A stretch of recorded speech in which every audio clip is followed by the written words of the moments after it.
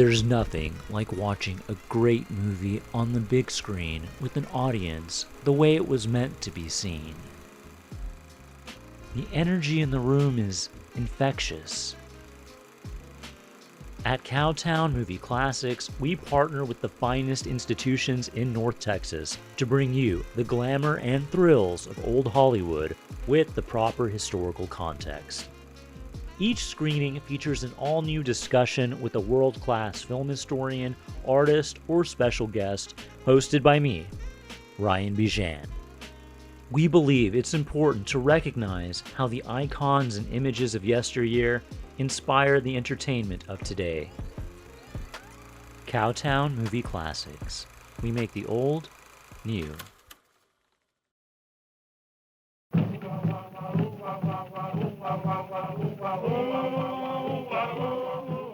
Good evening, ladies and gentlemen. I'm Ryan Bijan, host of Cowtown Movie Classics, and we're celebrating the October Halloween season with two gems from Hollywood's golden age of horror in the 1930s. From 1932, it's White Zombie, starring the legendary Bela Lugosi, hot off his success as Universal Studios' Dracula in 1931.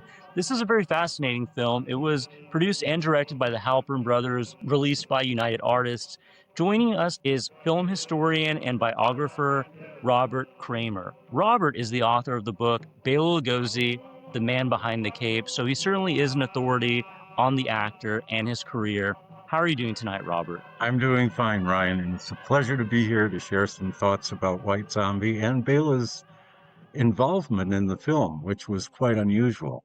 1932, when the film was released, at this point, he had already done Dracula, which I imagine was a major financial success for Universal Pictures. But besides that, here we have him, I don't know if you want to say slumming it, but he's working on a rather small independent production. So how did this relationship come about? Well, he actually had just finished starring in Murders in the Rue Morgue, the takedown film, so to speak, that he did with Robert Florey after Universal took Florey's proposal for the film Frankenstein, which included Bela in the role of Dr. Frankenstein. And without any notification or any discussion on the part of Carl Laemmle Jr., he simply substituted James Whale as the director of the film, and he immediately bowed to Universal's preference for having Lugosi star as the monster and not as Dr. Frankenstein. And both Florey and Bela were very disappointed at this because they saw this as an excellent opportunity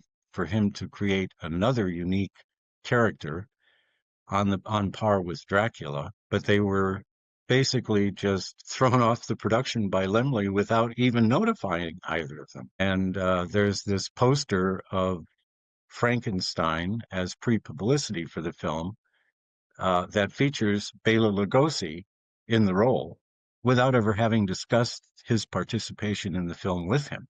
That's how Universal dealt with Bela.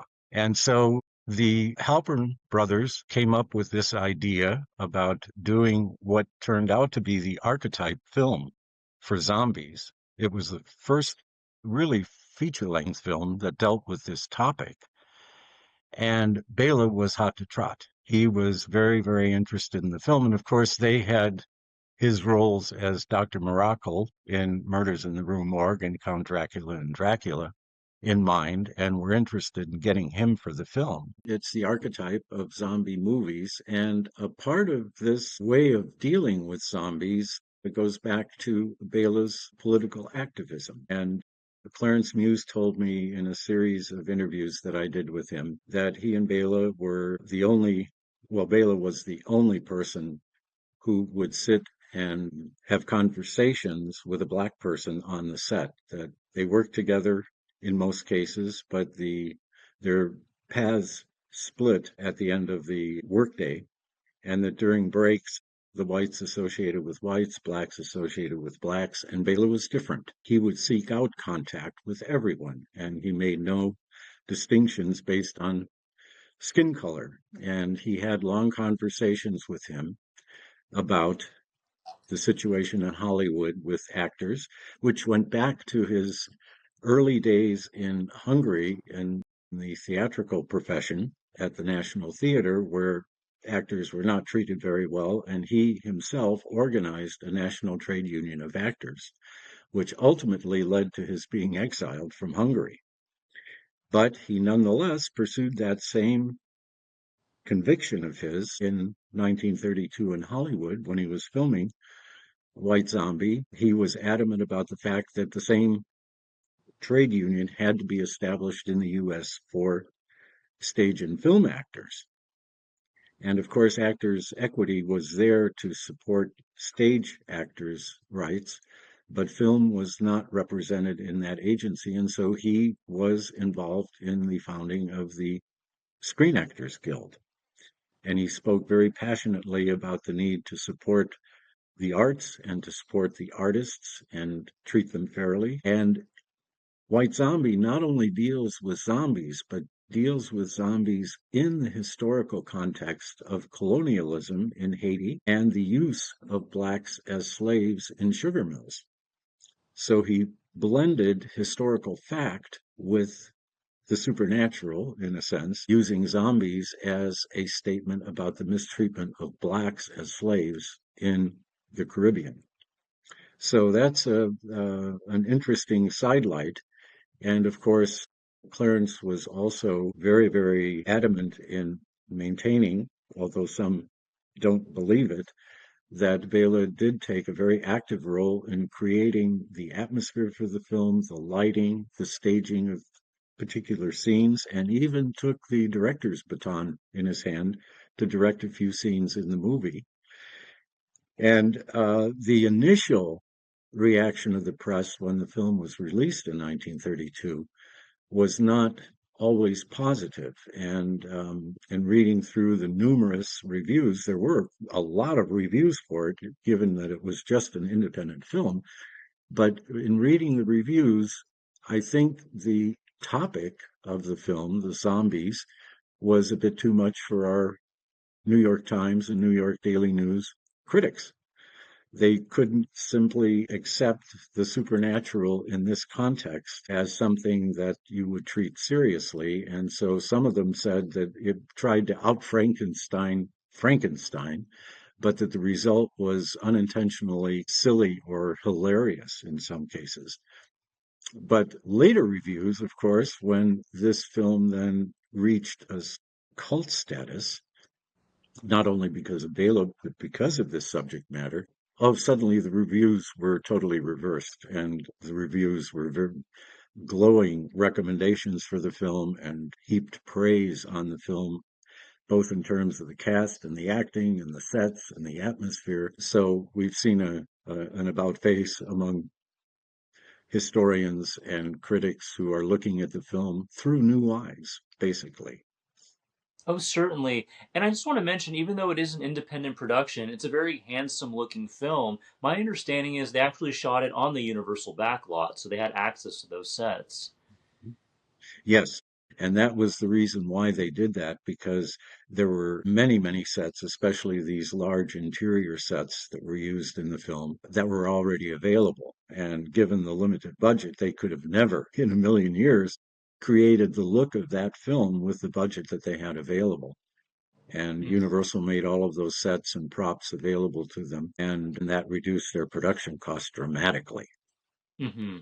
So for a contemporary audience who's maybe seen some of the bigger like Universal classics like Frankenstein or Dracula, but this is their first time seeing White Zombie, what do they have to look forward to? A horror film noir, long before the term was current, when it was associated with Val Lewton and other major producers and directors in the 90s. The atmosphere, the camera work, some felt it was a bit static, but it was also static in Dracula, but very, very effective. And I think the lighting had a great deal to do with, and that was Bela's main concern, was that he created a very, very sinister and brooding atmosphere with the film, and he did that very well. But we also see that, his fairly static camera also created a certain tension. We get used to today very fast paced films, quick cutting, and when we see something that's static, sometimes we tend to discount it for that reason. But At the time, that was a very, very effective way to establish a certain atmosphere and a certain sense of foreboding. We have to remember that Bela's stare in the film was a was a copy in a sense of Dracula, but goes back even further. He had already been perfecting this stare in German silent films that he appeared in 1919.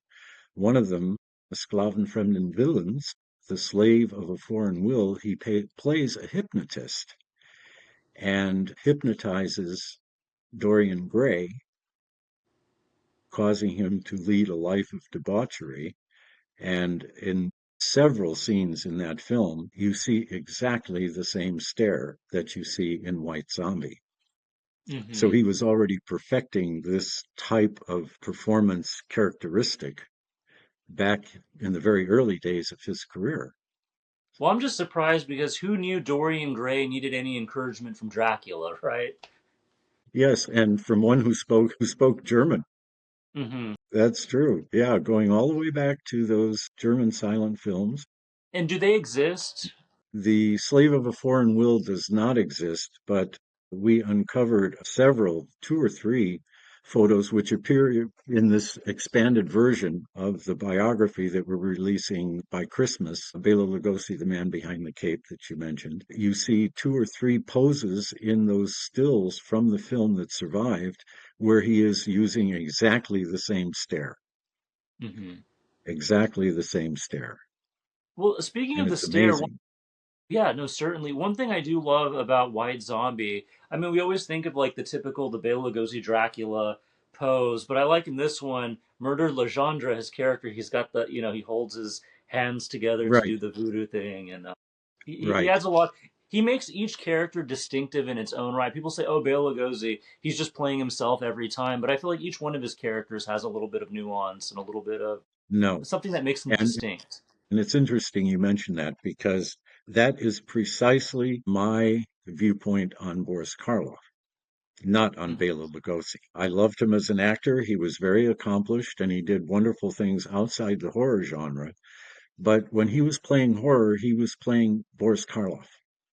Hmm. And Bela had a totally different approach to the characters that he was going to portray. And Lillian told me that he called it communing with his character. And this was one of the reasons why he absolutely categorically refused to appear as the Frankenstein monster, because she said, Bob, I asked him what the problem was, and he said, there's no character to commune with.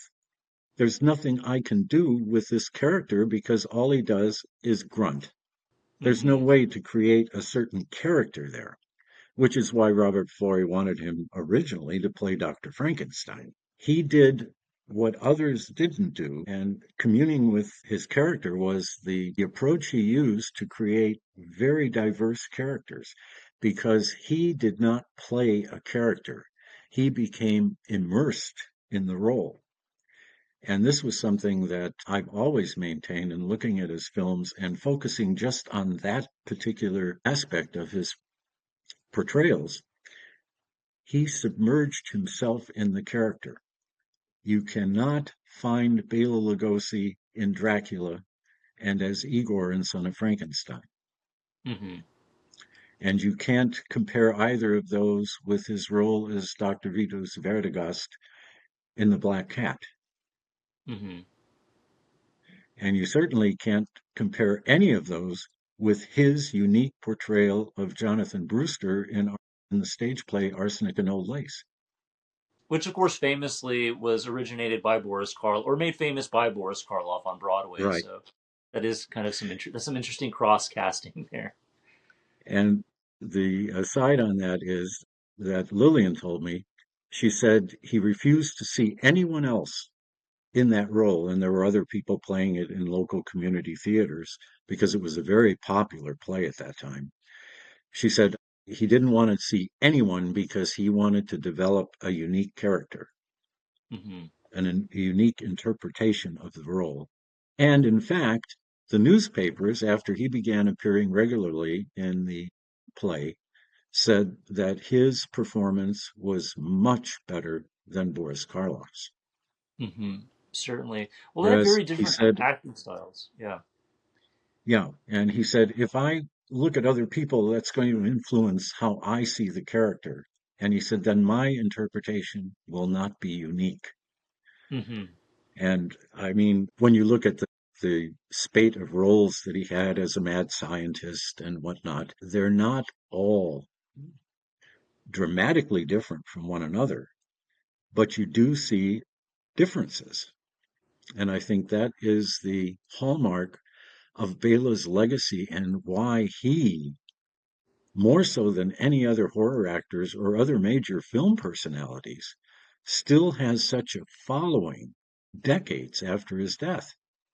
And Hmm. new fans coming to support him and love his acting when they've never ever seen a black and white film outside of watching Bela Lugosi. You know, it's truly a remarkable phenomenon that when you think about all the major Hollywood stars, how big is their fan base?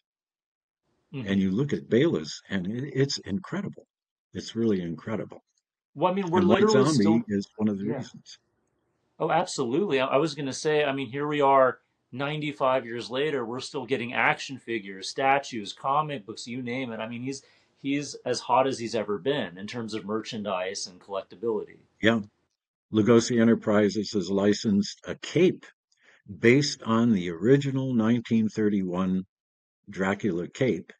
And Hmm. they're very, very specific about it, recreating exactly the same cape, same weight, same material, the same embroidery. So, and these things you don't see other actors marketing because there's Right. such demand for Bela Lugosi. So it's an amazing phenomenon to be sure.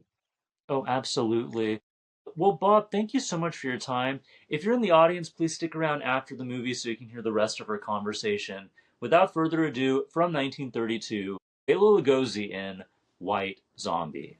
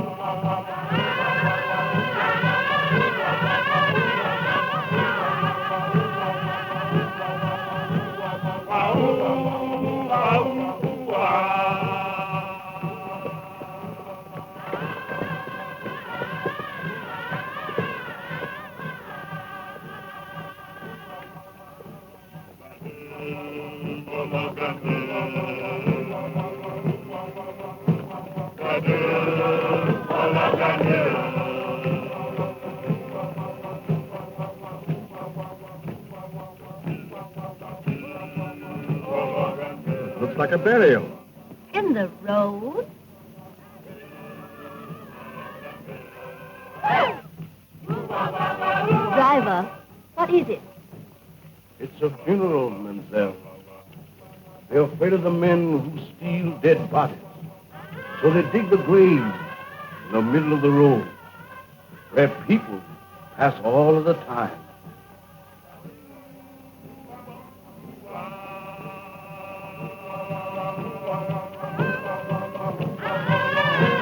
Well, that's a cheerful introduction for you to our West Indies.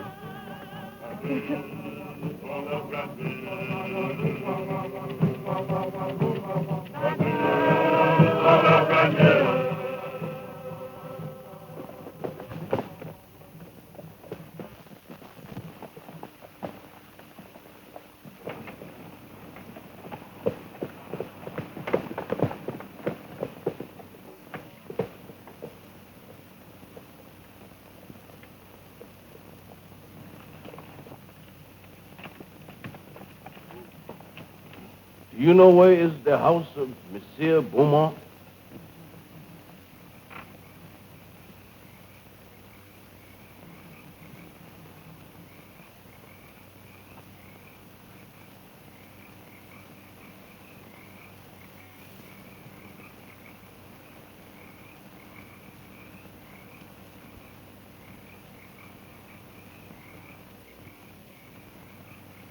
Zombie! Allez vite! Allez!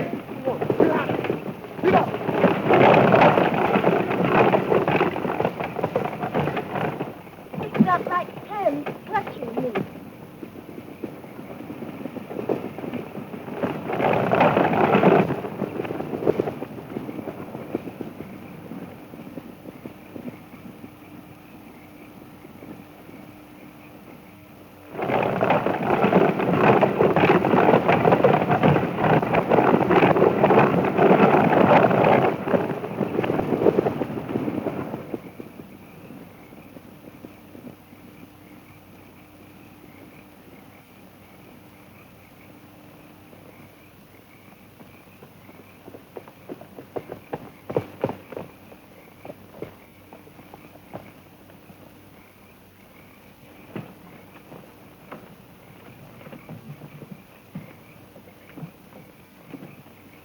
Why did you drive like that, you fool? We might have been killed.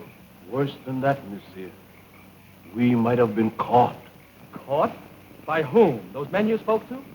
They are not men, monsieur. They are dead bodies. Dead? Yes, monsieur. Zombies. The living dead. Corpses taken from their graves. Were made to work in sugar mills and fields at night. Look! Here they come!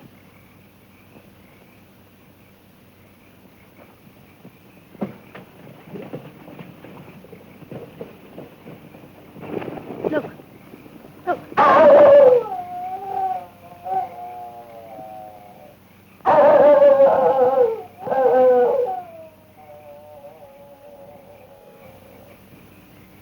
Excuse me, please. Have you got a match?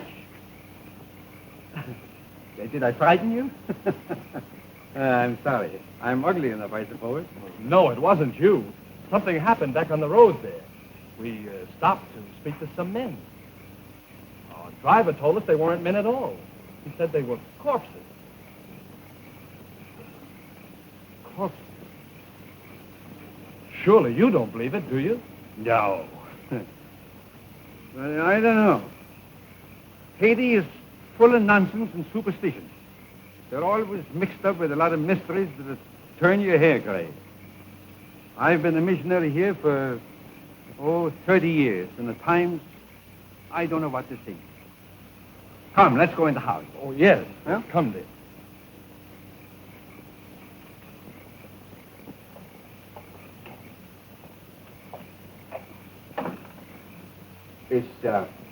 Is Mr. Beaumont in? You're expected, Dr. Bruner.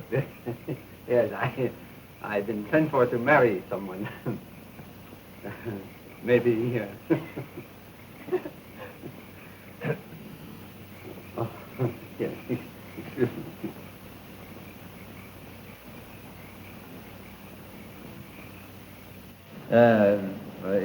How long is it that you know Mr. Beaumont? Oh, only a few days. Madeline introduced him on the docks in Port-au-Prince. And you? I met him on the ship coming from New York. He was very kind during the voyage. Oh, Madeline and I planned to be married the moment she arrived, but Mr. Beaumont persuaded us to come here. And he promised to take me out of the bank at Port-au-Prince and send me to New York as his agent. Strange. It's very strange. I'll tell Mr. Beaumont you're here. Yeah.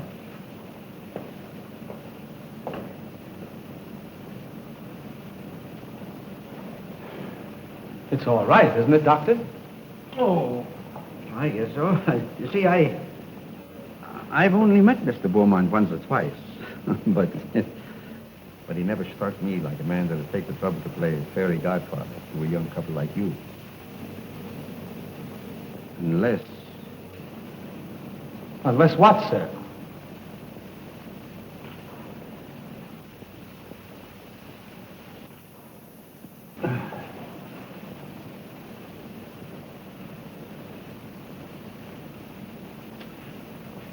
I suppose you'll think I'm a meddling old fool, but...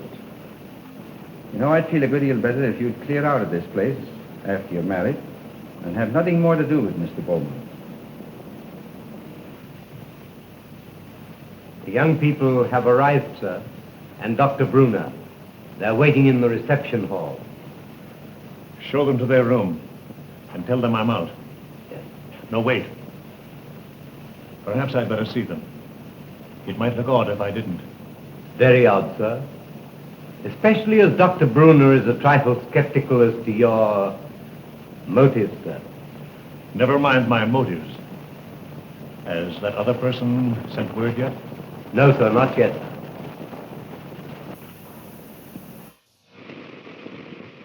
He's 24 hours late.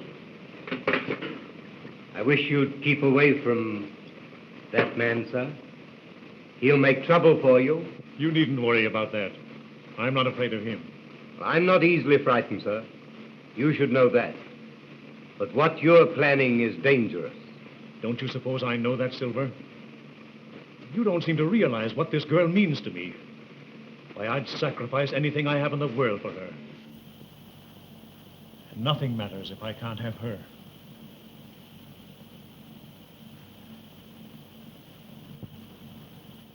I think you like Haiti.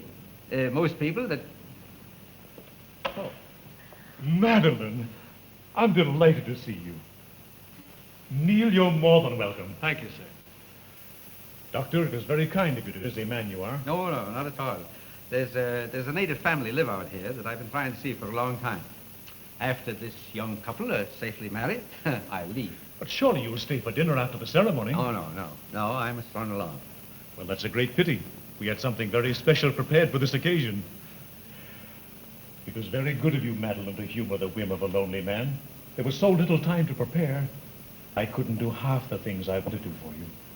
You've done more than enough already, Mr. Beaumont, for a comparative stranger. You've made us so happy, giving Neil a position in the state. Neil? Yes, indeed. Oh, yes, of course. I'm sure Neil will make a very good agent. But you must be tired after your drive. You'll get some rest. Silver! Silver will show you to your rooms. This way, please.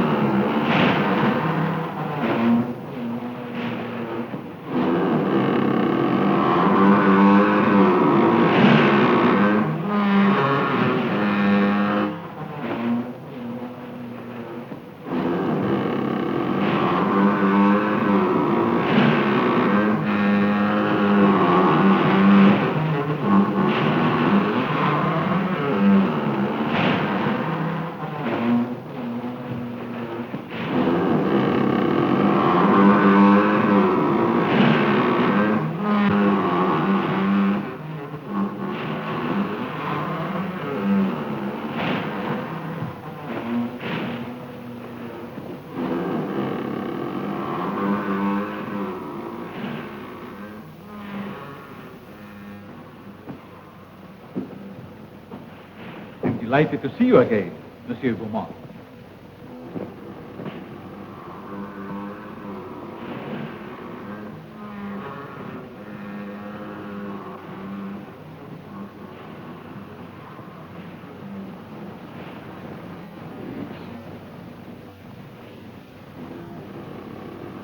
Please.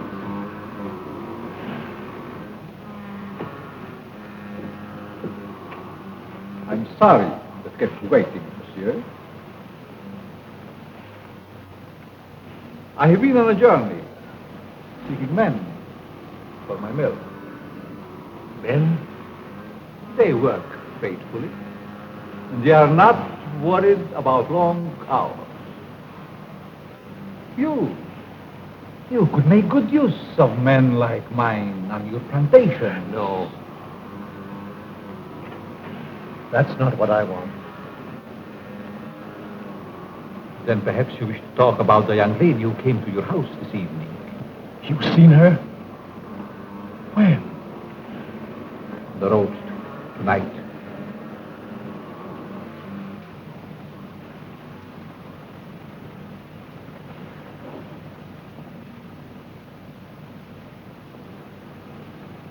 There was a young man with her. They're to be married tonight. You've waited too long to do anything. What do you want me to do? If she were to disappear for a month, And what do you hope to gain by her disappearance? everything. Everything. Do you think she will forget her lover in a month? Just give me a month. One little month. Not in a month. Nor even a year, monsieur. I have looked into her eyes. She is deep in love. But not with you. They're to be married within an hour. There must be a way.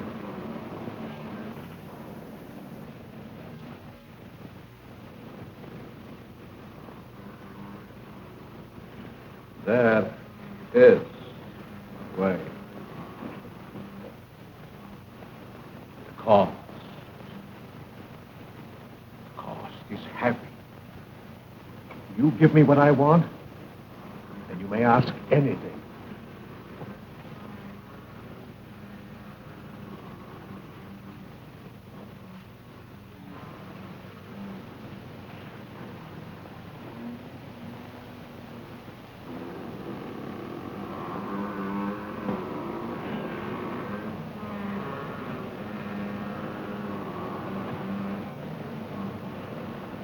No. Not that.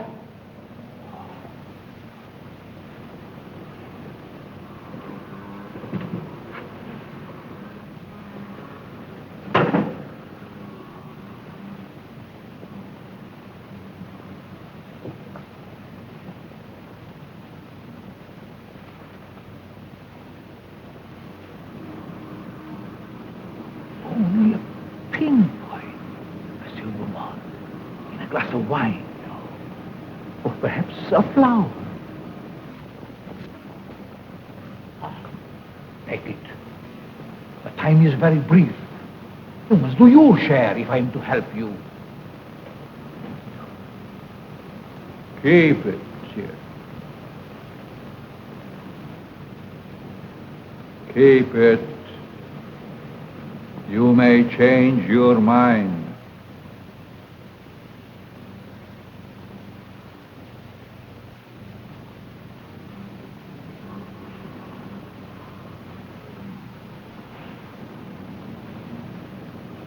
Send me word when you use it.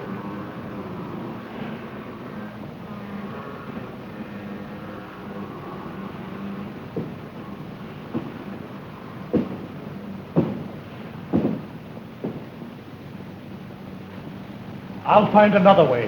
There is no other way.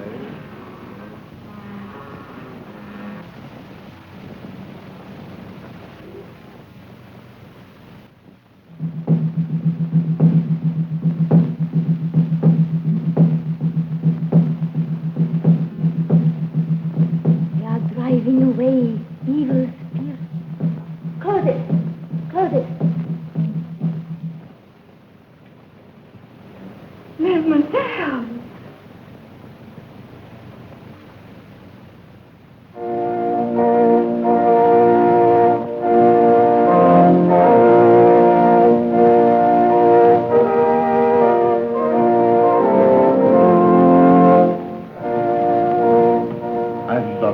More than anything else in this whole world, dear. Heaven or hell lies in this little moment for me. You can raise me up to paradise, or you can blast my world into nothingness. There's time even yet, dear. I can make you the envy of every woman. I'll give my life to make you happy. Oh, listen to me, dear, before it's too late. Don't. Please. Don't go into that room. We can be in Port-au-Prince in half an hour. There's a boat sailing at midnight. You've been so wonderful. Don't spoil everything now. One last gift before I lose you forever.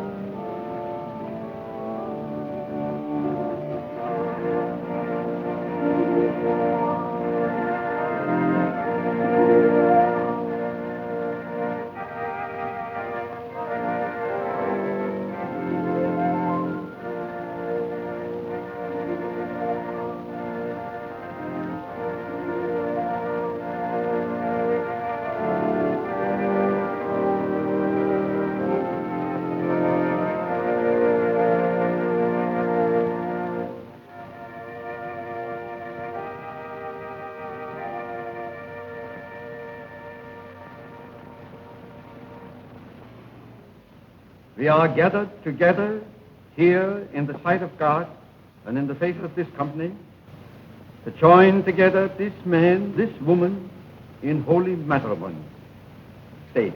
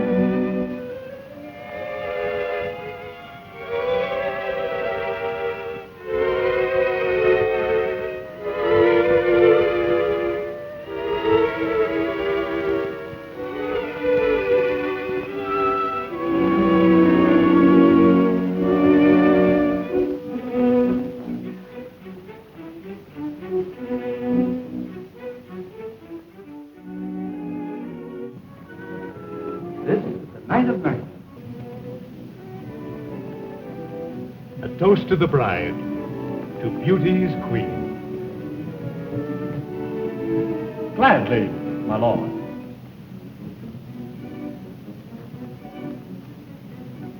Leave but a kiss within the glass. Fair gypsy, read my fortune.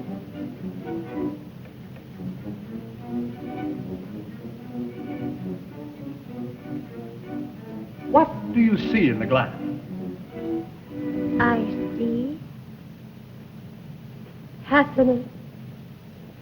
I see love. Far more than you deserve. Is that all? No, I see...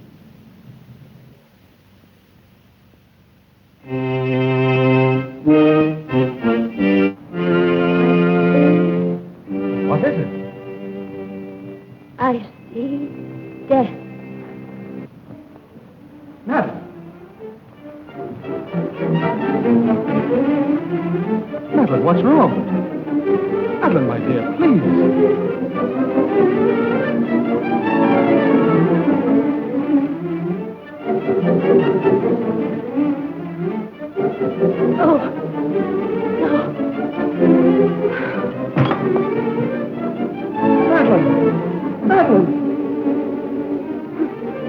I feel something. She's Madeline.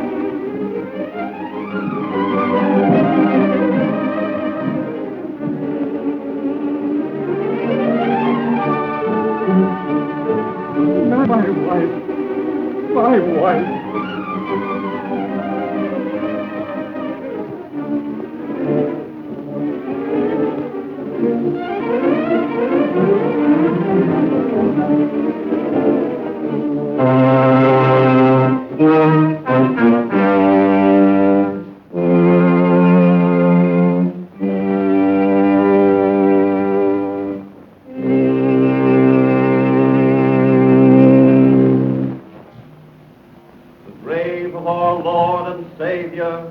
And the love of God and the fellowship of his angels be with us evermore. Amen.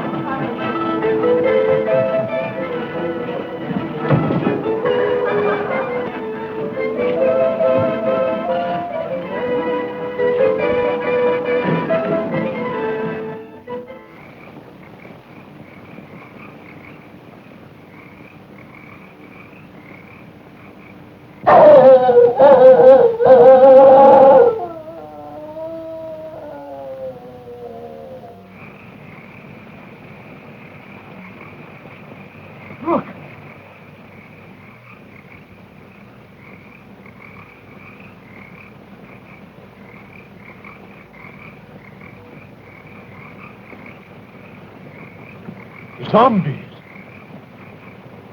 Yes, they are my servants. Did you think we could do it alone? In their lifetime, they were my enemies. Leto, the witch doctor, once my master. Secrets I tortured out of him. Van Gelder, the swine, swollen with riches. He fought against my spells until the last. Him yet I have trouble hiding.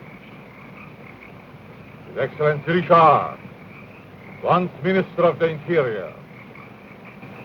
Garcia, brigand chief. Marquis, captain of gendarmerie. And this is Chauvin, the high executioner, who almost executed me. I took them, just as we will take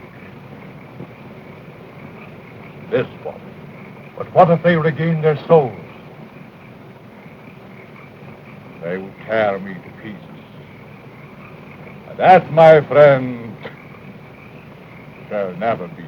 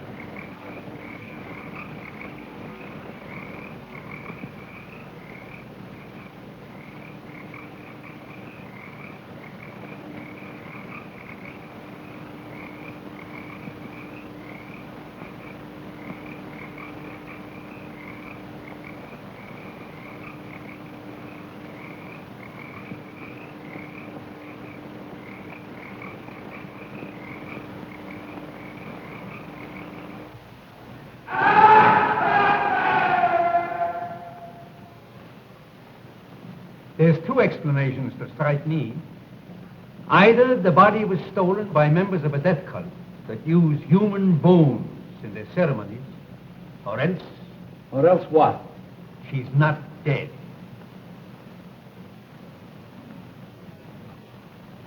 Not dead? Are you mad? I saw her die. The doctor signed a certificate. I saw them bury her. Now, wait a minute. Wait a minute. I'm not mad. But I've lived in these islands for a good many years. And I've seen things with my eyes that made me think I was crazy. There's superstitions in Haiti that the natives brought here from Africa. Some of them can be traced back as far as ancient Egypt. And beyond that yet, in the countries that was old when Egypt was young. Yes, but what has that to do with Madeline? I kissed her as she lay there in the coffin. And her lips were cold. Let me explain. Now, just a minute. I'll explain. Wherever there is a superstition, you will find there is also a practice. Now, do you remember what your driver told you the night he took you to Beaumont's house? Oh, about those horrible creatures we saw. Yeah. He said they were corpses, taken from their grave. That's it. Now, wait. Now, that's the superstition. Now for the practice. The ghouls that steal the dead corpses from the graves are supposed to put them there in the first place. Do you mean that Madeline was murdered so that somebody could steal her dead body? Ah, nonsense. No. Not her body, yes, but not her dead body. That's what I mean. Well, surely you don't think she's alive in the hands of natives? Oh, no, better dead than that. Excuse me, please. Have you got a match? Thank you.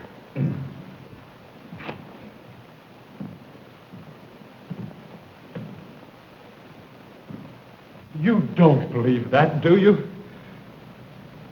Say, there's been lots of people that's been pronounced dead that came alive again and lived for years. Now, if nature can play pranks like that, why isn't it possible to play pranks with nature? Oh, I don't know. Your driver believed he saw dead men walking. He didn't. What he saw was men alive in everything but this and this. Oh, the whole thing has me confused. I just can't understand it. I don't blame you. I don't blame you. I've been trying for years to get to the bottom of this thing. To separate what you call fact from fiction. The law of Haiti acknowledges the possibility of being buried alive. Here it is in the penal code. I'll read it for you. It's in French. Do you speak French? No. Excuse me, please. Have you got a match? Right here. Here's one. Oh, thanks. I didn't see it. I'll translate it for you, if you should spell it. Article 149. The use of drugs or other practices which produce lethargic coma or lifeless sleep shall be considered attempted murder. Yes. Attempted. Yes, I see. Yeah, all right, all right. If the person has been buried alive, the act should be considered murder, no matter what result follows. Beaumont. Say, you said that you couldn't understand why he was so interested in us. Do you think he did this? No. No, I think it's native work. Native work, exactly. Of course, if you want to, we can go to Beaumont's house first. If I can get my hands on the devil that's responsible for this, I'll make him such an example that every witch doctor in Haiti will be shaken in his sandals. But we can't do this alone. Can't the authorities help? Authorities? Neil, my boy, you don't know these islands. The native authorities are afraid to meddle. I'm not. I got friends among the natives. They'll tell me things that no gendarme could ever get out of me. Because I'm a preacher, they think I'm a magician. Before we get through with this thing, we may uncover sins that even the devil would be ashamed of. Oh, these witch doctors.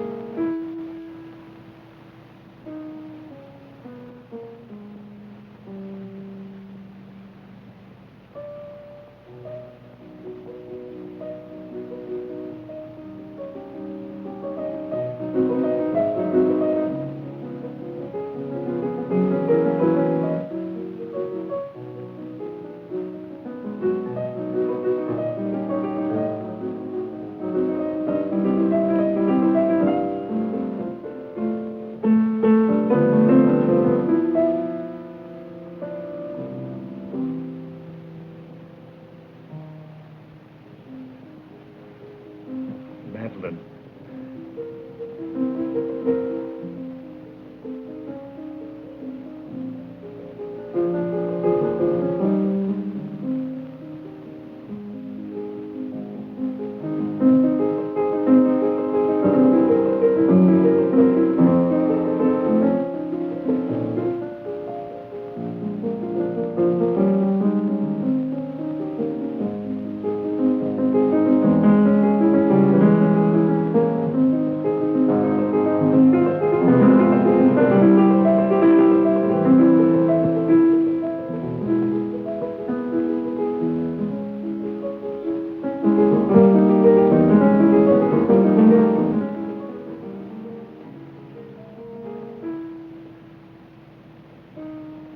Foolish things. They can't bring back the light to those eyes. I was mad to do this. But if you'd have smiled on me, I'd have done anything for you, given you anything. I thought that beauty alone would satisfy. But the soul is gone. I can't bear those empty, staring eyes. Oh, forgive me, Madeline, forgive me. I can't bear it any longer. I must take you back. Back to the grave, monsieur? No. You must put the light back into her eyes and bring laughter to her lips. She must be gay and happy again. You paint a charming picture, monsieur. One that I should like to see myself.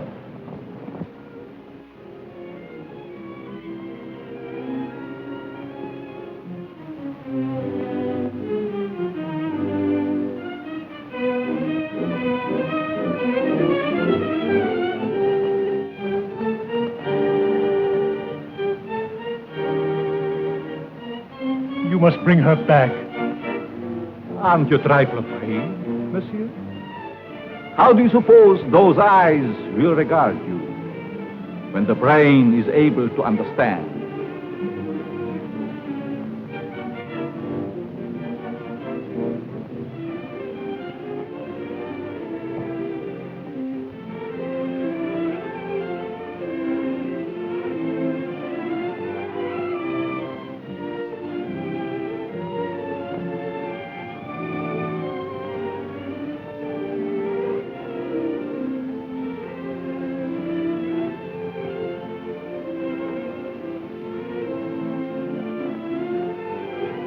Better to see hatred in them than that dreadful emptiness. Perhaps you're right. It would be a pity to destroy such a lovely flower. Let's drink to the future of this flower. A glass of wine? Silver, bring wine. We have a toast to drink.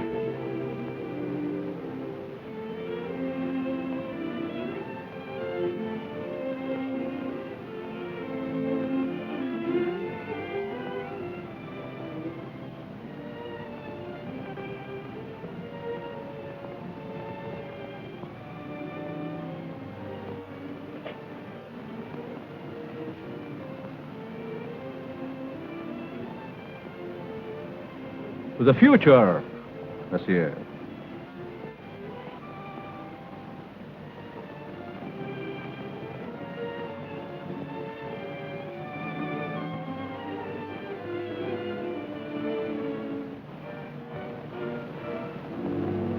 Only a pinpoint, monsieur. In a flower.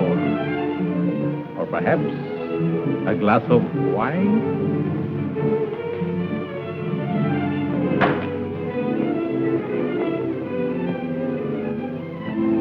You devil! What are you trying to do to me? I have other plans for mademoiselle. And I'm afraid you might not agree.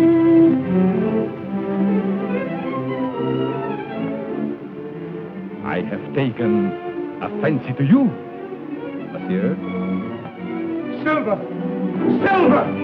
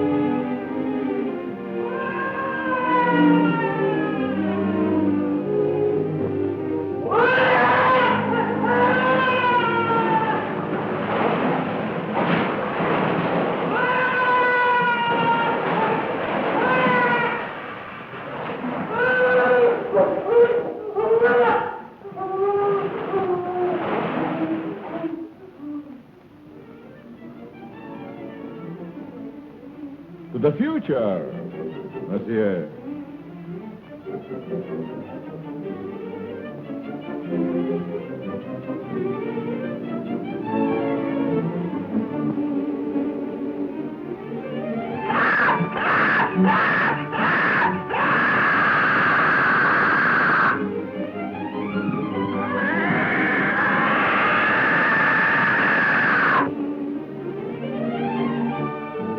Vulture.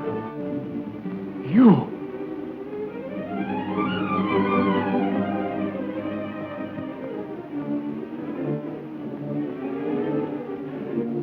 No, not that. Not that.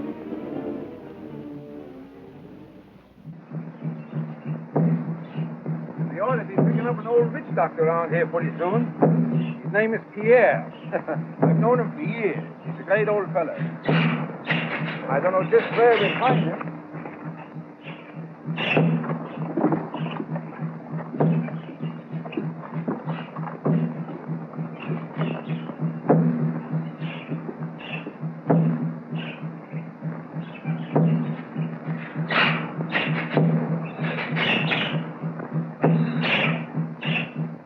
Come, son.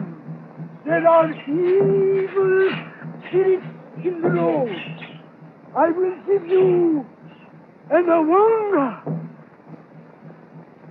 And here is one for the ox.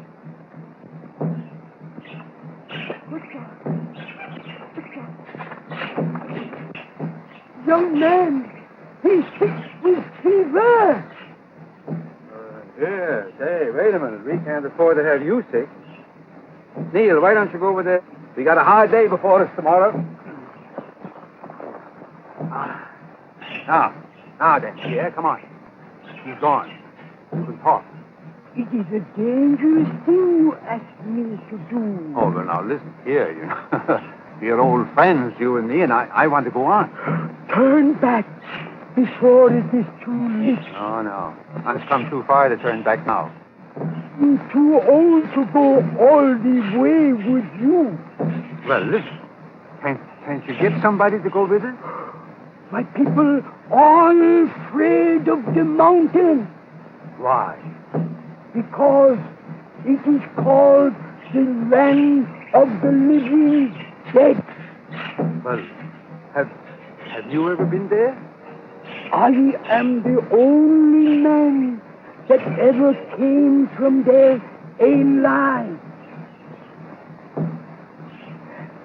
There is an evil spirit man that is called murder.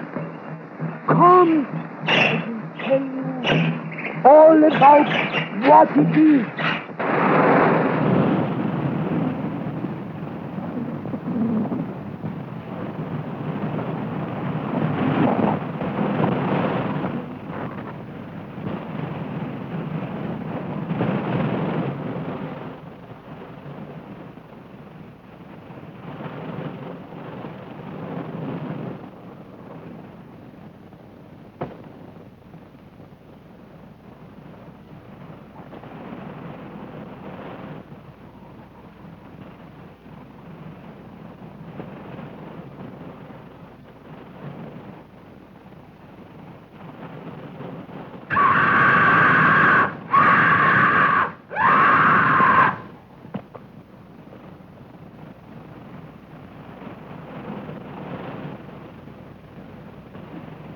Vultures.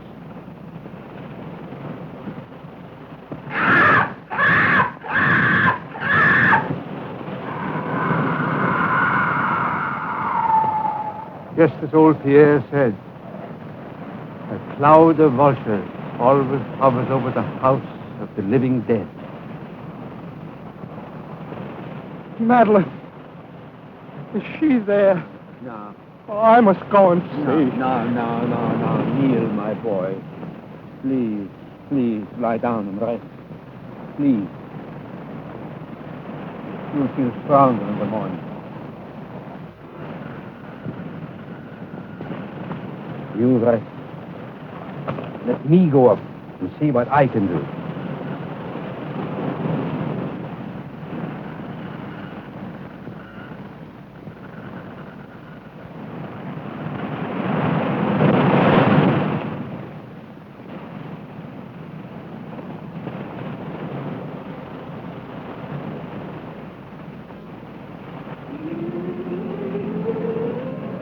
Why is she so restless tonight? Perhaps she remembers something. They never remember anything when they are like that. No? Because he's cut off.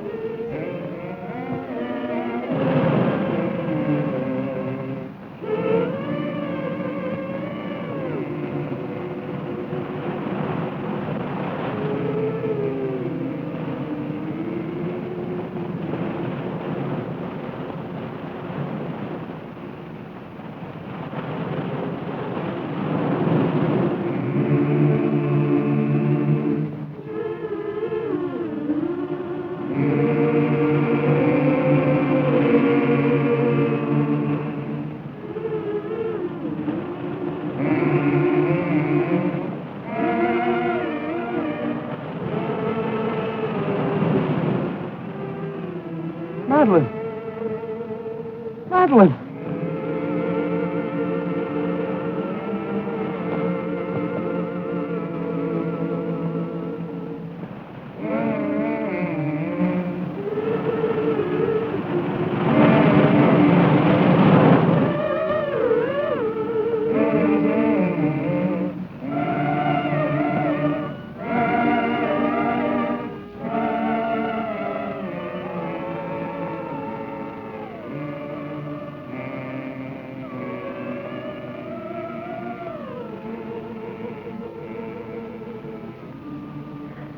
No.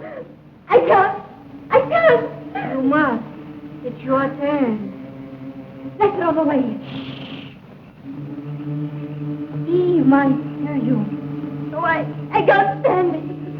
I going to run away. He'll find you and make you like her.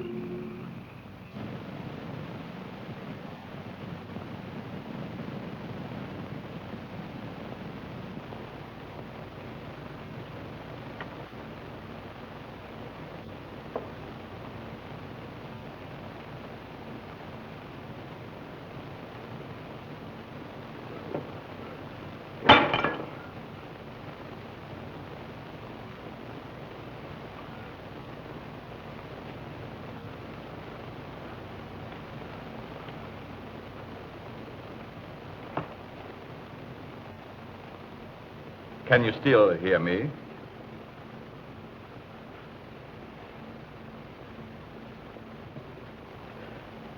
It is unfortunate you are no longer able to speak. I should be interested to hear you describe your symptoms.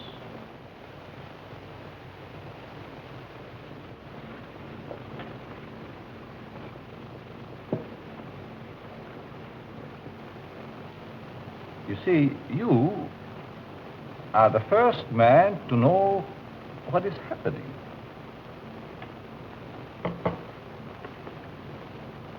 None of the others did.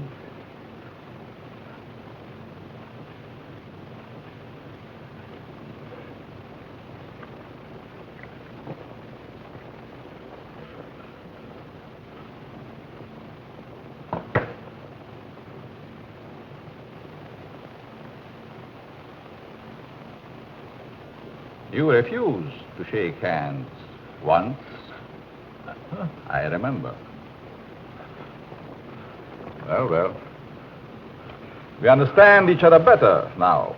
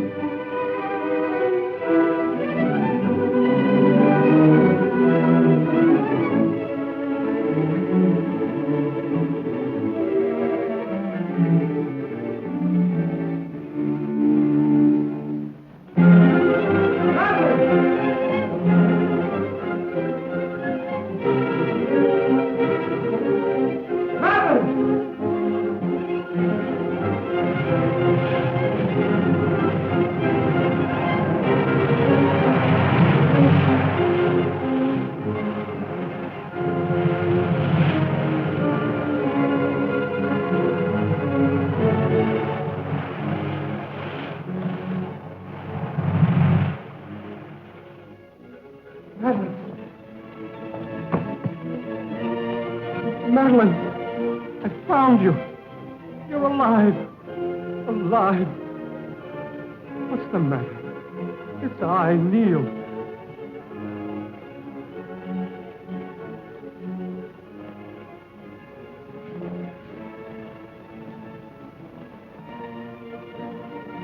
Oh, my darling. What have they done to you?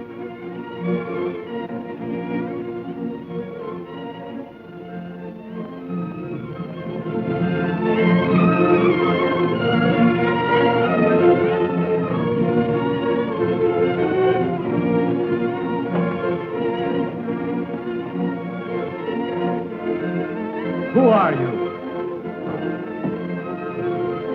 And what are they? For you, my friend, they are the angels of death.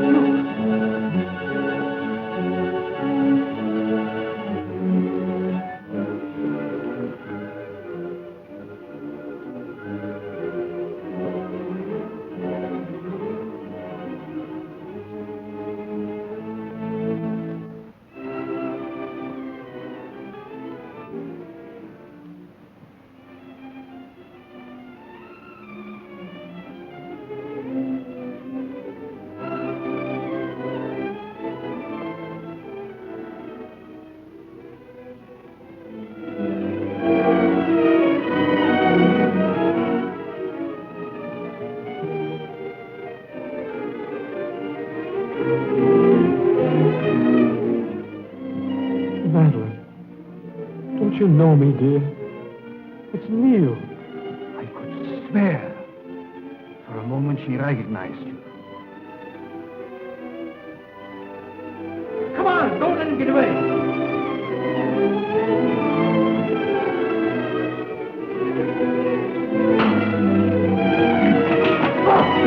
Oh.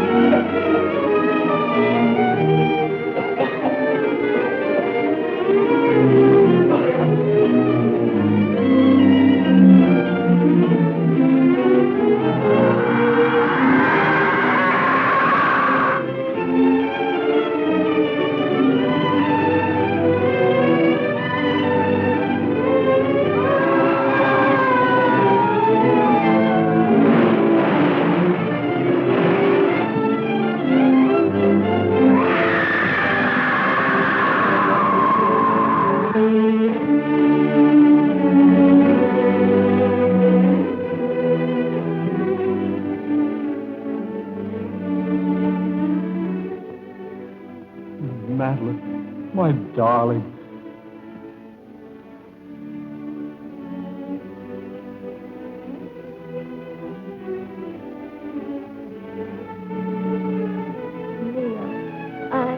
I dreamed.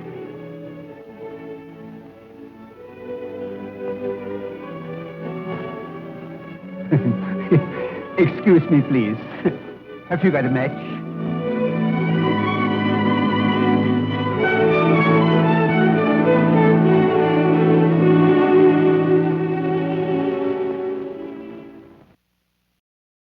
So we have an interesting era in the early 30s where the studios are pulling from classic literature, folklore.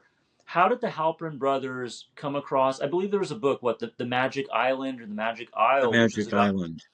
about voodoo in Haiti. So was this something that was sort of well known in the popular culture at that time, or did they kind of bring it to light for an American audience, I suppose? Well, actually, The Magic Island had been published a number of years before, but they discovered the book and came up with this idea of adapting it to film, which led to copyright arguments from the author. But there was really no awareness of the issue of zombies among the general populace. And so this book acted as the catalyst for the film, which was, in fact, the treading new ground. There were quasi examples of zombies previous to that in shorts, but there was never a full feature length film that dealt with the whole issue of zombies and their use as slaves in sugar mills. But that came from the Magic Island, and that was the catalyst for the film. There was no movement or any history of filmmaking or very popular literature about zombies that brought this to their attention. It was probably quite by accident. I'm not sure how they discovered the book, but there wasn't a lot of literature on zombies either at that time. So it was just a coincidence, I think, probably. Certainly. And it's interesting to note that I think the trajectory of the zombie in popular culture, even more so than the vampire, has kind of gone off so far in a different direction that modern audiences, when they see a movie like White Zombie, they might be a little bit surprised. Because as we mentioned, this does stick closer to the more kind of traditional West African Haitian definition of what a zombie is. As you said, it's sort of like a drugged slave who works in a mill, works on a plantation. But thanks to George Romero, A Night of the Living Dead, the zombie's sort of been conflated with a flesh-eating ghoul or some kind of virus. You know, if someone's watching White Zombie expecting to see The Walking Dead or Dawn of the Dead or 28 Days Later, they might be a little bit disappointed.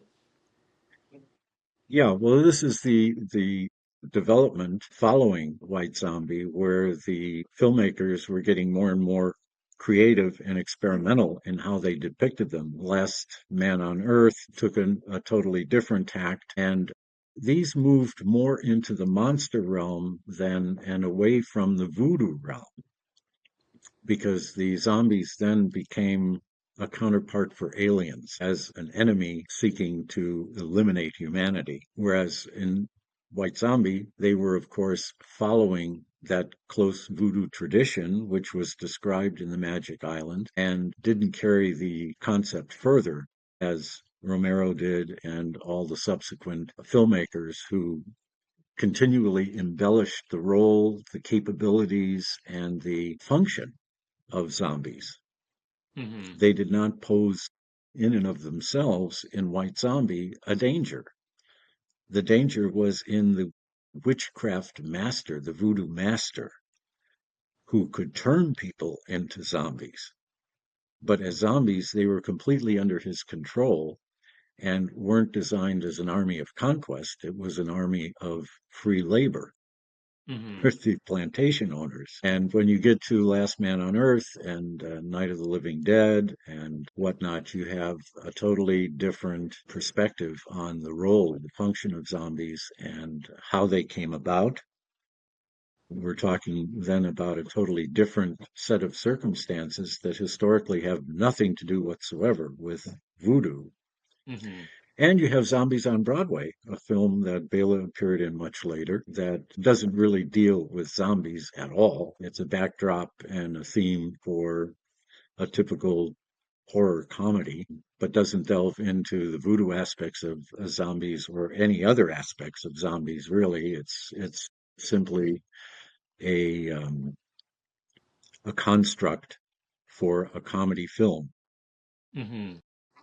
So we've seen the gamut of voodoo-oriented zombies all the way through the nuclear age and zombies that come into being because of radiation and a variety of other causes and turn into zombies of an army of annihilation.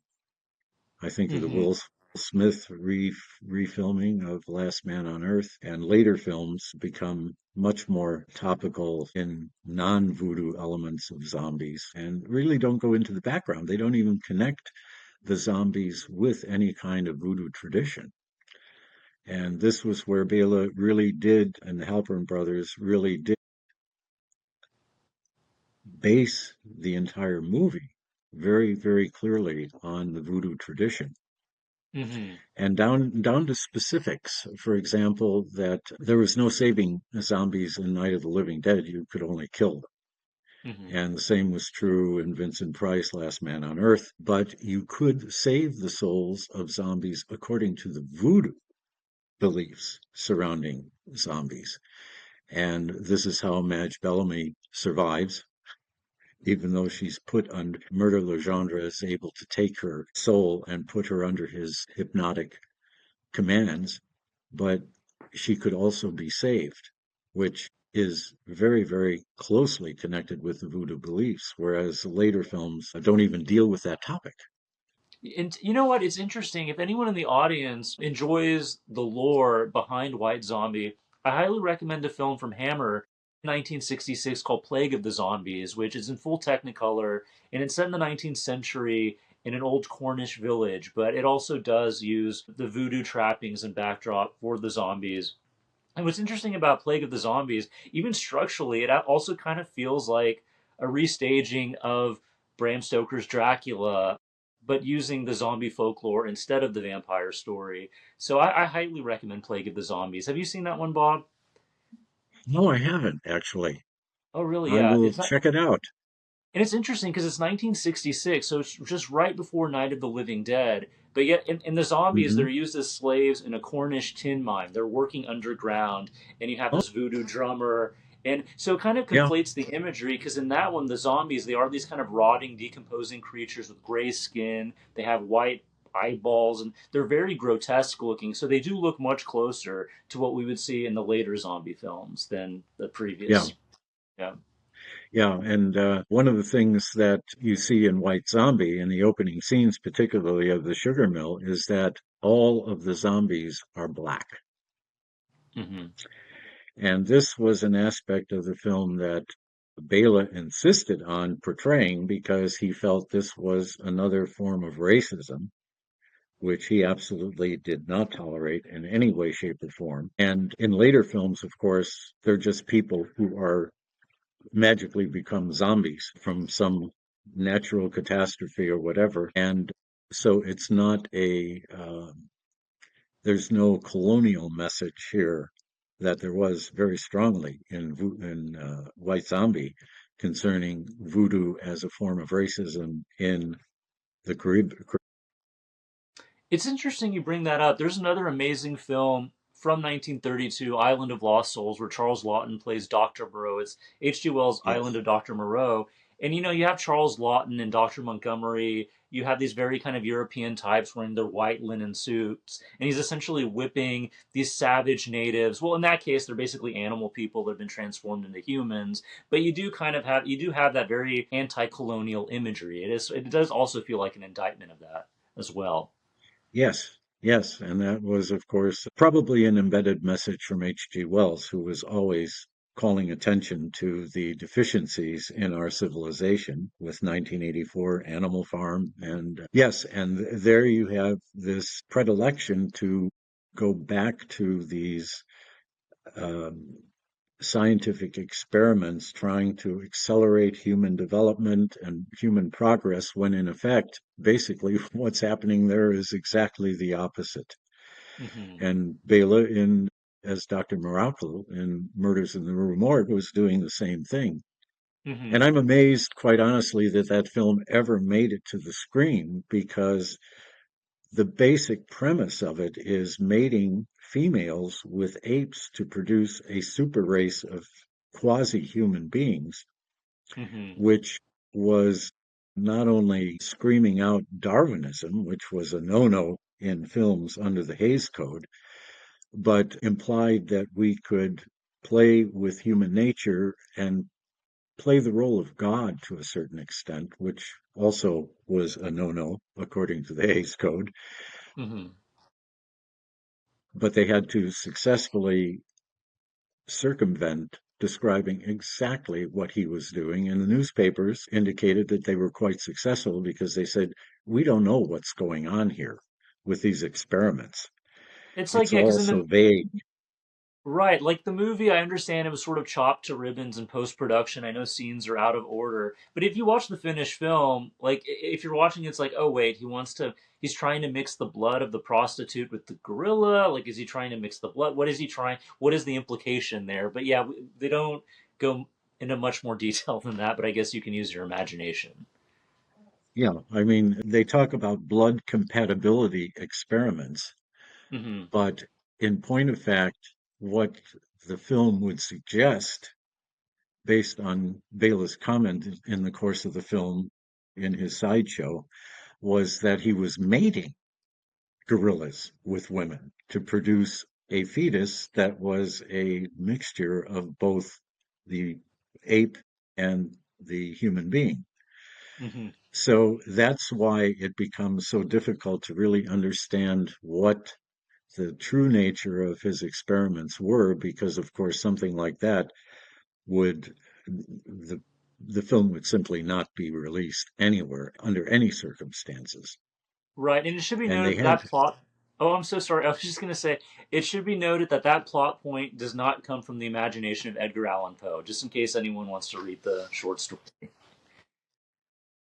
Yes, I mean, Edgar Allan Poe was often trotted out as the basis for so many films. The Black Cat twice in 1934 and 1941, and The Raven, and in this particular film. And the critics could never see the connection, and I couldn't either. Universal often used Lugosi for the same purposes. They trot out Poe to try to make people to heighten interest in a particular film, but they also trotted out Bela in a very minor role in a film to develop interest in the film that hardly even featured him. So they were masters at calling attention to things that were irrelevant to the actual film itself. Hmm.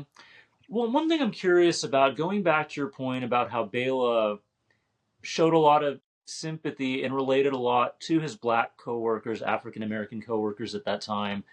I'm curious, in the golden age of Hollywood, of course, it was founded by European immigrants, many of them Jewish. Bela Lugosi was a Hungarian immigrant, famous for his thick accent.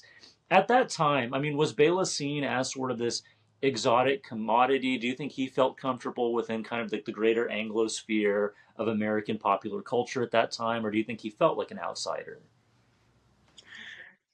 He was very proud to be an American when he finally was granted citizenship in the early 30s, but he never lost his connection with his homeland. We have records of him sending voluntary donations to the Hungarian government prior to World War II to support the widows and orphan children or widowed children of actors who died, and he was supporting the Castle, which was a charity organization designed to help all the people in the film and theatrical branches of entertainment. And his support knew no boundaries in terms of race, religion, political beliefs.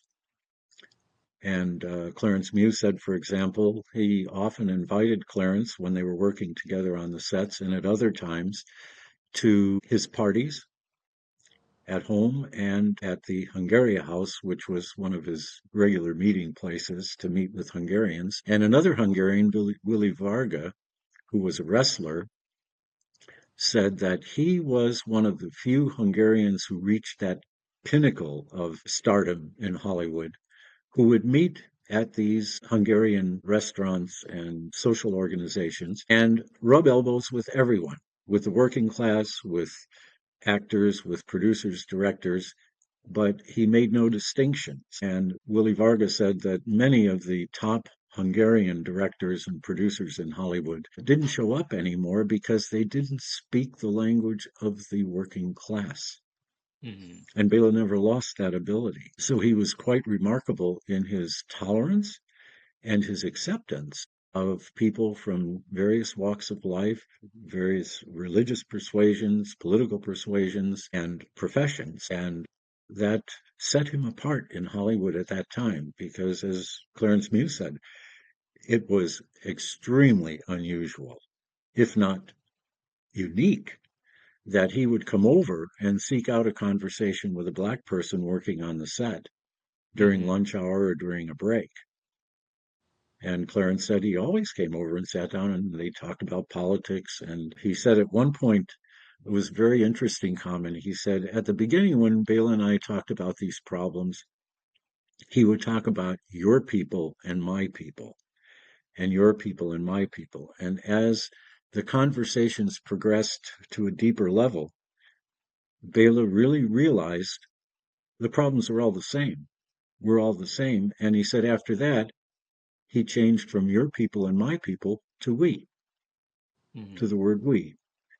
And I think that's a very telling statement about Bela's tolerance and respect for the rights and the dignity of all people. And that certainly was reflected in his activities forming the National Trade Union of Actors in Budapest in 1918, that he was a pragmatist who was concerned about making sure that the mistreatment of artists on stage and in film were counteracted by a trade union that could protect their rights against the film distributors and the theatrical directors who were always benefiting greatly from their businesses at the expense of the people who created the entertainment in the first place. Mm-hmm. Now I'm curious. After World War II, did he ever return back to Hungary to visit, or was? No, there was one opportunity when he and Lillian were both in England, 1936, to do The Mystery of the Mary Celeste. And Bela had planned a 3-week trip back to Hungary with her to show her, the country where he grew up and worked for many years before coming to the United States. And he had subsequently signed a 3-picture contract with Universal. And just as they were completing the filming of Mary Celeste, Universal contacted him and said, you got to get back right away because we're going into production on the Invisible Ray. And Bela had to cancel the 3-week trip to Hungary. And when they got back to the United States, they had to wait a month and a half for the production to actually begin. So that was the only window that they actually planned on for going back to Hungary, for him going back to Hungary and showing his wife Hungary. And Universal quashed that, and then it turned out that it was unnecessary. He could have taken the trip and still been back in time for principal photography. But after that, they never, ever got another chance to return. And so he never set foot in Hungary again after leaving in August of 1919, when he fled Hungary when the Horthy regime took power and deposed the Bolshevik Bela Kun and instituted a reign of terror against anyone who had any association with Bela Kun at all. And Bela was not a supporter of Bela Kun, but he worked with anyone who helped him further his objectives to providing a secure work environment for actors of all types, film and stage. And that was mistaken by the right-wing Horthy, who deposed Bela Kun and took control of the country, and he began a reign of terror against the entire film industry and stage personnel, which is why so many Hungarians fled at that time. Michael Curtis fled the same year that Bela did, and a host of others. So obviously your book, Bela Lugosi, The Man Behind the Cape, it is a true labor of love.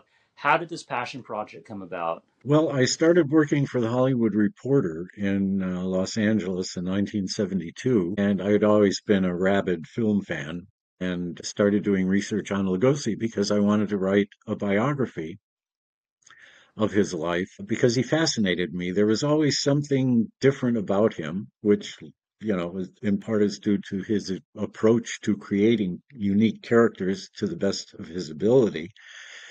But then I found out that Bela Lugosi Jr. was a practicing attorney in Los Angeles. And so I thought, well, give it a shot. And I contacted him and met with him. And of course, I'd read everything I could read beforehand. And in our discussion, I said, I just feel that the real story is not coming out in all the publicity material that I've read, both from him, from Bela himself, and from people who wrote articles about him. And I said the sensationalization of his drug addiction was a question I had and I think should be clarified. And he said, well, he said, you have an interesting approach, but my mother is the one you're going to have to do the book with. And she needs to be comfortable with working with you, so I'll arrange a meeting. And we had a meeting, and I explained to her I really wanted the true story. No embellishments, no family authorized biographies often have this tainted reputation of being prone to trying to whitewash things or make them look a little bit more positive than they might have been. And I said, I want to do the truth. And because I sense here there's a real story that is very uplifting and very inspiring, but also very tragic. But I said, it has to be the true story. And she said, that's exactly what I wanted to do. And she had spoken to a couple of authors before that and said, I had the impression that they were going to actually just use the sensationalized material to make the book more saleable. And I didn't feel comfortable with them. And I said, you'll have total control over the content. I won't publish anything you don't want to.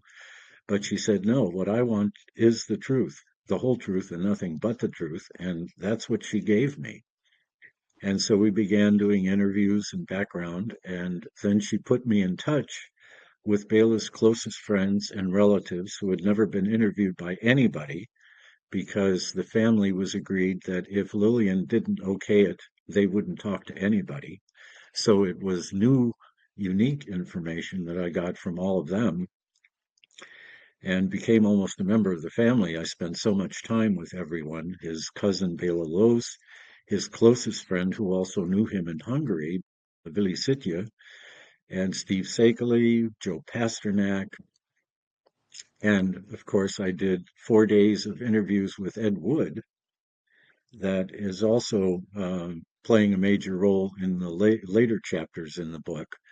And I should mention that so much of this information does not appear in the original biography that we wrote and published in 1976, because suddenly the publisher that was in financial trouble, although we didn't know that at the time, was limiting the page number of books to reduce their production costs. Mm-hmm. And so we were limited to 220 pages, and the current biography, the expanded biography, is over 800. Wow. So it's 4 times the amount of information, because I have been able to take all of that information that had to be cut from the original and put it back into the book. Oh, wow. And is this the version that's currently available, or you said that there's a newer, updated edition coming out? The original version was called Lugosi, The Man Behind the Cape, and that was published in 1976.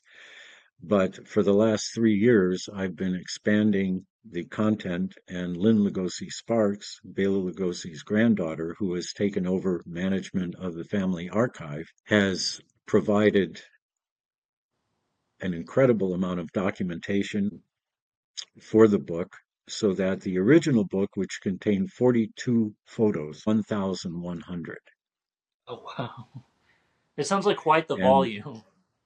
Yeah, and the content The textual content of the book has gone up by, I would say, 60 to 70%, because I've been able to reincorporate all of the interviews I did, all of the material that I received from Ed Wood over 4 days of interviews. All of that is now in the book. So it's practically a new book. The topics are the same, the stories are the same, but the information about so many different aspects of his life have been greatly expanded. And I was also able to finally tell the true story of the ban on horror films, which everyone thinks was caused by England, and it wasn't. It was caused by the Hays Code and Universal Studios, ironically enough. So all of that background information is in the book now that could not be included in the original edition 50 years ago. Well, one thing I'm curious about as well is, let me see, what was I going to say? My mind went blank for a second, but no, I mean the book looks incredible from what I've seen. I need to get my copy of it. So, when you set out to write this book in the early '70s, you have access to all these incredible guests to talk to get their side of the story. But was it a lot tougher getting access to the actual films, getting to watch a lot of these movies at that time? Yes, yes. And that has also been a major help to us in identifying film stills now that have been either falsely identified or have remained unidentified in other publications, because we're able to look at films that were not available at that time. The streaming capabilities are just unbelievable in comparison with 1972, 73. The other thing that has helped is that I have digital access to German and Hungarian sources and to sources here in the United States to gain clarification about things that were simply at that time looking for needles in haystacks. Lillian and I actually went to Hungary and Romania, 1973, to do research there. Don't ask me how I got in. I don't know. I can't imagine them letting Americans into the country at that time, at the height of the Cold War, to do research to the extent that we were doing it in 7 or 8 major cities in Hungary and 3 major cities in Romania. But the status of the collections there was so poor that they could often not even find what they had in their card catalogs in the libraries. So we didn't get as much success on that end as we had hoped to, but given the progress that has been made with digital technology in the meantime, made some of these collections more accessible, and they were better organized in the meantime. We should make that perfectly clear, so that we were able to get information to identify films themselves, film stills, through descriptions of the plots of the films in Hangos Film in Hungary, an amazing database for Hungarian films of the pre-1920s, which is exactly what we were looking for, and through the Wiesbaden-Biebrich Film Institute in Germany, which has also digitized so much of their collection that we had access to this without having to go back there again and do the research manually. And so all of those benefits, technological benefits, have certainly enhanced the extent of our research. We've come up with amazing information and pictures of Lugos at the time Bela lived there as a child. The school that he went to, the bridge he crossed to go to the high school, and these things were simply not possible. We were in Lugos, and we went to every government department to find anything we could, and they could find very little. And now we even have copies of report cards from his school days. And as I say, this technological advance has immensely benefited us in gathering additional information that we just couldn't find when we were there in person in the 1970s. Oh, I can imagine. And I'm curious too, obviously Lugosi is such a cultural icon, especially in the United States, having made his career in Hollywood. Is he a known commodity? Do they know about him in Hungary? Is he seen as kind of a national hero, or what is their relationship with Bela? Well, it depends on the age. When we were there, Lillian and I were there, people who were of a certain age, when she mentioned her name or I mentioned the name to them, that this is Mrs. Bela Lugosi, they just went wild. They were just really impressed and said nothing but, oh, I have such wonderful memories of his silent films here. But younger people don't make that connection. In Europe, the overriding vampire image is provided by Christopher Lee. Hmm. When I talk to friends in Germany, I live in Bamberg, Germany. When I talk to my German friends about Bela Lugosi, they go, vampire, you mean Christopher Lee?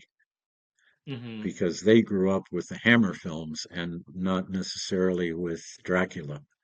So there tends to be sort of a geographical split there that the Canadians and the Americans tend to relate Dracula directly to Bela Lugosi, but the Commonwealth countries and Great Britain and Europe in general, where the distribution of British films was much, much more extensive, they tend to associate Count Dracula with Christopher Lee. Hmm. And I was fortunate enough, I grew up in the era of like VHS, DVD, so I grew up with both of them. So there's love in my heart for Bela and Christopher. Hmm. Yeah, I didn't see as many Hammer films with Christopher Lee in them, but of course, in the fan magazines, there was a lot of coverage of Christopher Lee as Count Dracula Hmm. and Famous Monsters of Filmland being my Bible at Hmm. that time. Um, that was the magazine I waited for every week Yeah. or every month. Yeah. Well, I'm curious too. Here we are again, what, 95, 94 years later, 95 years later from Hmm. the original Dracula. And Bela, I mean, that is when we think of like, okay, imitate a vampire, right? Or draw what Count Dracula looks like, with the raised collar and the slick back hair, the Hungarian accent. I mean, that is Bela Lugosi. That is his contribution to popular culture. But I guess what we could say is like, again, the image has been conflated. We think of like the aristocratic foreign vampire, we think of Bela Lugosi, but when we think of Dracula with the bloody fangs, it's Christopher Lee. And I feel like since then, the two images have kind of merged in the imagination. Well, it's interesting you mentioned that because it hadn't occurred to me before, but in working on the book and the number of photos we have, many really, really unusual that people haven't seen of Bela in different stage presentations of Dracula over the years when he was doing tours during his barnstorming years. The one thing I noticed suddenly was that you never see his teeth. Right. Look at the photos, and Yeah, yeah, yeah. Mm-hmm. he's got the stare, but Mm-hmm. you don't see his teeth. Whereas with Christopher Lee, you always see the Yeah. fangs. And I hadn't really noticed that before, but in going through all these photos, we're in the last stages of getting the galleys ready to go to press. I was talking to Lynn about this, and I said, you notice this? And she said, no, but now that you mention it, you really don't see his teeth. Mm-hmm. And he doesn't have fangs. But it's interesting if you watch that. Even in the original Dracula, they mention, okay, there's two puncture marks on the neck, so your imagination does a good job of filling in the blanks. Yeah. And Bela was the type of person who, as I said before, exuded the role. He erased the line between the actor and the role. Mm-hmm. And you don't get that feeling of it's Jack Nicholson playing somebody or it's Mm-hmm. Boris Karloff playing somebody. This is Count Dracula. Mm-hmm. This is Dr. Volin. This is Igor. Mm-hmm. And this ability to erase that boundary between actor and role, he achieved in Dracula to an extent that I think that's why his characterization is now the Count on Sesame Street, and Count Chocula is the cereal you buy, and the spin-offs of his iconic presentation of Dracula is really unrivaled, I think, in Mm-hmm. Hollywood. Well, I think, Bela's casting, just, being a Hungarian, he brings a sense of authenticity to that role, especially at that time, where he becomes that character. I mean, he is Dracula. Dracula is Bela Lugosi. Whereas if you look at some of the other casting choices at that time, I've read that, like, it was going to be Ian Keith or maybe Conrad Veidt, a lot of amazing actors, but they would have been actors putting on a persona. They would have been pretending to be Dracula, where Bela Lugosi, like you said, he brought enough to the table that it was easy for him to transform into something without changing his face or his voice. I mean, a lot of that was him, I feel like. Yeah, I agree. I mean, they would have been perfectly, and let's not, I don't mean to convey that nobody else ever did a credible job of portraying Count Dracula. Hmm. They've all been different. None have tried to emulate Bela's interpretation of the role, and they've all been interesting in their own right. But when I watch Dracula, that is Dracula. The Hmm. others are people portraying a role. And there's Yeah. something indescribable. I'll never probably be able to articulate it very well, but there's just something about his approach to combining horror and sensuality that the others just can't convey as forcefully as he does. And that was also true in White Zombie. He wasn't grandstanding at all. He was drawing on inner strength of character to convey this role without what I would call grandstanding. Hmm. He doesn't have to go to any lengths to over dramatize a role or overplay it to create a really strong sense of terror, of horror. He can do it by exuding the role. And And I think that's the his hallmark in acting is that he was able to do this in White Zombie and in many of his other films. He was able to erase this boundary and draw people into a role as if it were a real person hmm. and not just somebody playing a role as a person. I don't know how you Absolutely. And feel that's about that, but no, I agree 100%. I mean, at that time, there was nobody like Bela Lugosi, and here we are all these decades later. There will never be another Bela Lugosi. So before we close out, I do want to clarify one urban myth that maybe you can set the record straight. Was Bela Lugosi buried in a Dracula cape? yes, in point of fact, he was almost not buried at all because his fifth wife, Hope Lininger, insisted on him being cremated. And Bela Lugosi Jr., his son, and his wife, fourth wife, Lillian, put the cap on that and said, no, absolutely not. He's going to be buried in Holy Cross Cemetery in the grotto, befitting an actor of his stature so that people can come and pay their respects to him. And he was buried in his cape. It was not in his last will and testament that he be buried in his Dracula costume from the movie, but both Lillian and Bela Jr. felt that that would be the appropriate way to go. And he was buried in the Cape, and Criswell, who played the fortune teller in Plan 9 from Outer Space, was at the funeral, and he told me in a personal interview, he said before the body was removed from Utter McKinley Chapel to be taken to Holy Cross Cemetery, he performed the traditional European act of listening to the last words of the deceased. And in doing that, he told me I pulled his cape over his shoulder and bent over to listen to his last words. So he again confirmed in that interview with me that he was, in fact, buried in his cape. Yes, Oh wow. no doubt Well, about it. oh wow. Well, there's a story I've always heard. It has to be apocryphal, but it's one of those things like it makes for a great story. I had heard, and who knows if they were actually there, that Peter Lorre and Vincent Price were at Bela's funeral. Peter Lorre turns to Vincent Price and says, "Hey, maybe we should stick a stake in him just to be sure."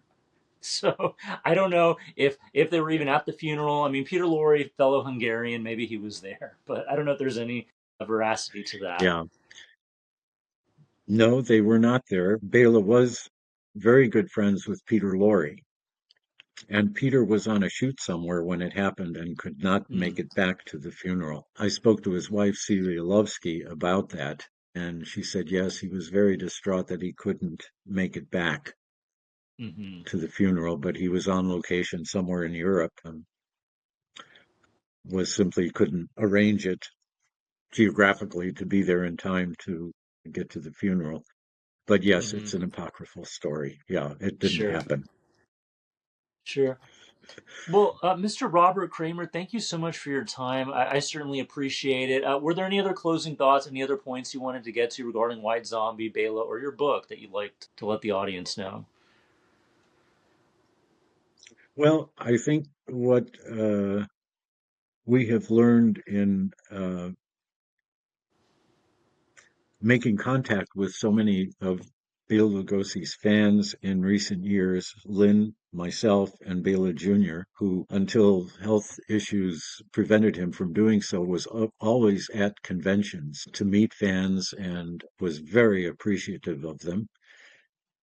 And I think the only thing we want to say is that we're so grateful that new generations of fans are discovering Bela and enjoying the unique aspects of his craft that he's brought to the entertainment industry, not only in film and on the stage, but also in television and radio. And that's something that I know makes Bela very, very proud because unfortunately he passed away shortly before this revival and interest in him started in 1957 when Universal released the horror film package, Shock Theater, and then later in 1959 with the release of Plan 9 from Outer Space and the few scenes of Bela that Ed Wood had shot previously that were cut into the film.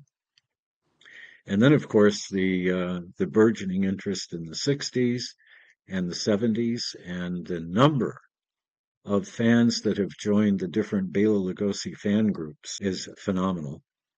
So we're just thankful that you're all there. And if you're interested, Bela Lugosi, the man behind the cape, will be coming out in hopefully December and would make a great Christmas present. And Ryan, thank you so much Oh, for giving me this opportunity to share my thoughts on Bela with you and with your viewership. it's certainly my pleasure, and I know your book will be on my Christmas list. Bob Cremer, thank That's you so good. much for your time. Thank you, Ryan. If you're in the audience, I hope you enjoyed tonight's conversation as much as we had having it. Once again, I'm Ryan Bijan. We'll see you next time.